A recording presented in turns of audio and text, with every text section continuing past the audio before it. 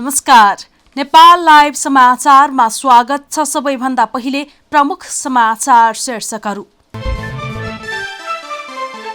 सिक्के राउत संघको सम्झौताप्रति केही व्यक्ति छटपटाइरहेको प्रधानमन्त्रीको भनाई। जनकपुरमा राउतलाई स्वागत गर्दाको दृश्य अन्तिम विदाईको खुशियाली भएको गृहमन्त्रीको तर्क। सरकारसँग नै छैन सार्वजनिक सम्पत्तिको अभिलेख। सबै सरकारी सम्पत्ति विवरण 15 दिनभित्र पेश गर्न अर्थ समितिको निर्देशन। वाइड बडी जहाजको इन्जिन पार्ट पूर्जा खरिदमा एजे वाटरलाई नछान्न लेखा समितिको निर्देशन। पुनः मूल्याङ्कन गरी कम्पनी छनौट गर्नुपर्ने। विराटनगरमा भोलिदेखि महिला साफ च्याम्पियन। पहिलो खेलमा नेपालले भुटानसँग खेल्ने।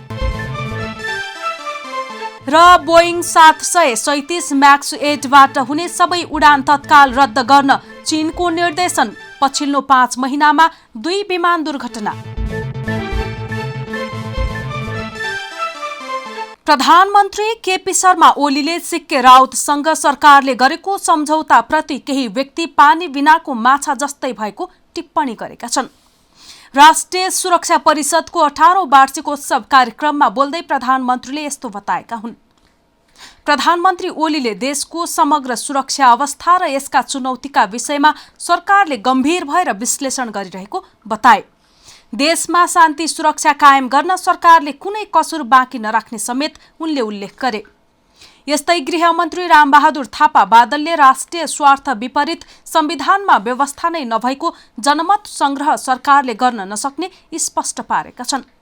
गृहमन्त्री थापाले सिक्के राउतसँग भएको सहमतिमा स्वतन्त्र मधेसको नारा त्याग्ने सहमति भएको दावी गर्दै अखण्ड र स्वतन्त्र मधेसका लागि जनमत संग्रह हुनै नसक्ने दावी गरे। भैरहवामा आयोजित प्रदेश 5 स्तरीय सुरक्षा गोष्ठीलाई सम्बोधन गर्दै गृहमन्त्री थापाले राउतको स्वागतार्थ समर्थकले जनकपुरमा निकालेको बृहत प्रदर्शन अन्तिम विदाईको खुशियाली भएको संज्ञा दिएका छन्। नेपाल कम्युनिस्ट पार्टी नेकपाका अध्यक्ष पुष्पकमल दाहाल प्रचण्डले आफूहरूले 25 वर्ष पहिले गरेको कुरालाई अहिले नेत्र विक्रम चन्द विप्लवले नक्कल गर्न खोज्नु गलत भएको बताएका छन्। पोखरामा सञ्चारकर्मीहरूसँग कुरा गर्दै अध्यक्ष दाहालले आफैले स्कुलिङ गरेको व्यक्ति 25 वर्ष पहिले फर्कन खोज्नु पार लाग्ने बाटो नभएको बताएका हुन्। अध्यक्ष दाहालले पहिले र अहिलेको परिस्थितिमा गुणात्मक फेरबदल आएको भन्दै फेरि प्रचण्डले गरेको जस्तै नक्कल गरेर म पनि प्रचण्ड हुन्छु भन्ने सोच्नु बिल्कुल मनोगत भएको बताएका छन्। इतिहासले एउटा कालखण्डमा एउटा विचार र नेतृत्वलाई मात्र अगाडि ल्याउने प्रचण्डको भनाइ छ। सरकारले पृथकतावादतर्फ गएकोलाई पनि वार्ता संवाद सहमतिको माध्यमबाट समस्या समाधान गर्न पहल गरेको बताउँदै अध्यक्ष दाहालले विप्लवहरूले पनि वार्ता संवादबाट समस्या समाधान गर्दै मूल धारमा आएर आफ्ना विषय राख्न उपयुक्त हुने सुझाव दिएका छन्। सरकारको स्वामित्वमा रहेका सबै सार्वजनिक निकायको चल अचल सम्पत्ति विवरण 15 दिनभित्र बुझाउन संघीय संसद अन्तर्गतको अर्थ समितिले सरकारलाई निर्देशन दिएको छ। सोमबार बसेको समितिको बैठकले नेपाल सरकार, प्रधानमन्त्री तथा मन्त्री परिषदको कार्यालय, महालेखा नियन्त्रक कार्यालय, सबै मन्त्रालय, सार्वजनिक निकाय र आयोगहरूलाई यस्तो निर्देशन दिएको हो। समितिको बैठकमा महालेखा नियन्त्रक कार्यालयलाई सार्वजनिक सम्पत्तिको विवरणका सम्बन्धमा छलफल गरेको थियो। तर महालेखा नियन्त्रक सूर्यमणि गौतमले महालेखा नियन्त्रकको कार्यालयले मात्र सबै सम्पत्ति खोज्न सम्भव नभएको भन्दै प्रधानमन्त्री तथा मन्त्री परिषदको कार्यालय मार्फत निर्देशन दिइनुपर्ने धारणा राखेका थिए। अहिले सार्वजनिक सम्पत्तिको लेखाजोखाको जिम्मेवारी कुन निकायले लिने भन्ने कुरा नै स्पष्ट छैन। त्यसलाई एउटै निकायमा राखेर काम गर्न कुनै ऐन कानून बाधक छ भने त्यसलाई हटाउने तथा नयाँ कानूनको आवश्यकता भए त्यो पनि बनाउन अर्थ समितिले पहल गर्ने समितिका सभापति कृष्ण प्रसाद दाहालले जानकारी दिए। मुलुकभर रहेका सार्वजनिक निकायहरूको एकिङ सम्पत्तिको अभिलेख सरकारसँग नै नभएको देखिएको छ। प्रतिनिधि सभा अन्तर्गतको सार्वजनिक लेखा समितिले वाइड बडी जहाजको पीबीएच लिने भन्दै छनौट गरेको कम्पनीसँग खरिद सम्झौता नगर्न निर्देशन दिएको छ। निगमले 2 थान वाइडबडी जहाजका लागि आवश्यक इन्जिन पार्ट पूर्जा खरिदको लागि भन्दै 8 वर्षका लागि एजे वाटरलाई छनौट गर्ने निर्णय गरेको थियो। सोमबार सिंहदरबारमा बसेको लेखा समितिको बैठकले सबैभन्दा थोरै रकममा काम गर्छु भनी कबुल गर्ने एमएस लुफ्थान्सालाई टेन्डर प्रक्रियाबाट अलग गरी बढी रकममा काम गर्ने कम्पनी छनौट गरिएको निष्कर्ष समेत निकालेको छ।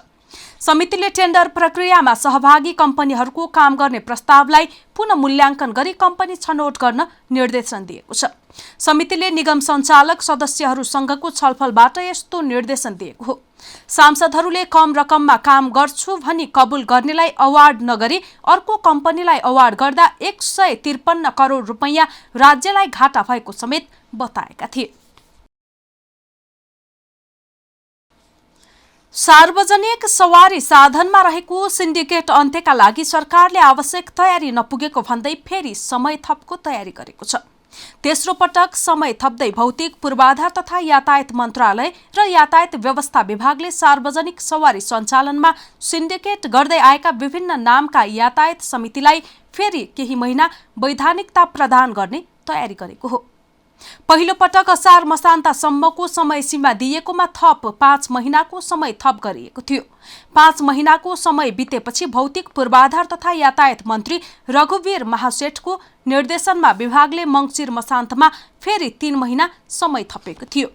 मङ्सिर मसान्तको समय सीमा सकिनै लाग्दा मन्त्री महासेठले कम्पनी ऐनको दफा 9 अनुसार सार्वजनिक सवारी साधनमा रहेको सिन्डिकेट अन्त्य गर्न केही समय थप गर्ने निर्णय गरेका थिए।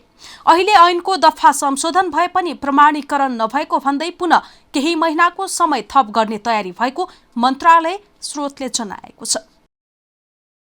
हामी नेपाल लाइभ समाचारमा छौं। अब खेल समाचार। भोलिदेखि सुरु हुने 5औं संस्करणको साफ महिला च्याम्पियनसिपमा नेपालले पहिलो खेल भुटानसँग खेल्ने भएको छ। विराटनगरको शहीद रङ्गशालामा मंगलबारदेखि सुरु हुने प्रतियोगितामा नेपाल समूह एमा छ। यो समूहमा नेपाल सहित बंगलादेश र भुटान छन्। समूह बीमा भारत, मालदिप्स र श्रीलङ्का छन्। पहिलो खेलमा नेपालले भुटानसँग भोलि दिउँसो खेल्नेछ। समूहको दोस्रो खेल नेपालले चैत 2 मा बंगलादेशसँग खेल्नेछ। यसअघिका 4 मध्ये 3 संस्करणको फाइनलमा पुगेको नेपाल 5औं संस्करणको उपाधि जित्ने लक्ष्यमा छ। गत महिना भारतमा भएको हिरो गोल्ड कपमा नेपालले बलियो भारतमाथि पहिलो पटक जित निकालेको थियो। इरानमाथि पनि जित निकालेको नेपाल म्यानमारसँग फाइनलमा पराजित हुँदा पहिलो पटक उपाधि जित्नबाट असफल भएको थियो। त्यसअघि म्यानमारमा भएको ओलम्पिक छनौटमा पनि नेपालले भारतलाई 1-1 को बराबरीमा रोकेको थियो। मनोबल बढेको नेपाल सामु घरेलु मैदानको फाइदा उठाउने अवसर पनि छ। नेपाल लाइभ समाचारमा अब अन्तर्राष्ट्रिय समाचार। इथियोपियामा 157 जनाको ज्यान जाने गरी बोइङ 737 म्याक्स 8 दुर्घटनामा परेपछि चीनले बोइङ 737 म्याक्स 8 विमानको व्यावसायिक उडान तत्कालका लागि बन्द गरेको छ। चीनको उड्डयन सम्बन्धी प्रशासनिक निकायले स्थानीय एयरलाइन्सलाई बोइङ 737 म्याक्स 8 मार्फत हुने उडान रोक्न निर्देशन दिएको बीबीसीले जनाएको छ। इथियोपियन एयरलाइन्सको विमान आइतबार उडेको केही मिनेटमै दुर्घटनामा परेको थियो। विमानमा नेपाल सहित 35 देशका 157 जनाको निधन भएको छ। पछिल्लो 5 महिनामा बोइङ 737 म्याक्स 8 विमान दुर्घटनामा परेको यो दोस्रो पटक हो। लाइन एयरले सञ्चालन गरेको यही मोडलको विमान गएको अक्टोबरमा उडेको केही मिनेटमै दुर्घटना हुँदा 189 जनाको निधन भएको थियो। चीनको नागरिक उड्डयन प्राधिकरणले वक्तव्य जारी गरेर दुवै विमान उडेको केही समयमै दुर्घटनाग्रस्त भएकाले तत्कालका लागि यो विमान मार्फत उडान नगर्न भनेको छ। चीनमा 90 भन्दा बढी बोइङ 737 म्याक्स 8 विमान सञ्चालनमा छन्। नेपाल लाइभ समाचार सकिएको छ। समाचारको अन्त्यमा प्रमुख समाचारका शीर्षकहरू फेरि एकपटक। सिक्के राउतसँगको सम्झौताप्रति केही व्यक्ति छटपटाइरहेको प्रधानमन्त्रीको भनाई। जनकपुरमा राउतलाई स्वागत गर्दाको दृश्य अन्तिम विदाईको खुसियाली भएको गृहमन्त्रीको तर्क। सरकारसँग नै छैन सार्वजनिक सम्पत्तिको अभिलेख, सबै सरकारी सम्पत्ति विवरण 15 दिनभित्र पेश गर्न अर्थ समितिको निर्देशन। वाइड बडी जहाजको इन्जिन पार्ट पूर्जा खरिदमा एजे वाटरलाई नछान्न लेखा समितिको निर्देशन। पुनः मूल्याङ्कन गरी कम्पनी छनौट गर्नुपर्ने। विराटनगरमा भोलिदेखि महिला साफ च्याम्पियन। पहिलो खेलमा नेपालले भुटानसँग खेल्ने।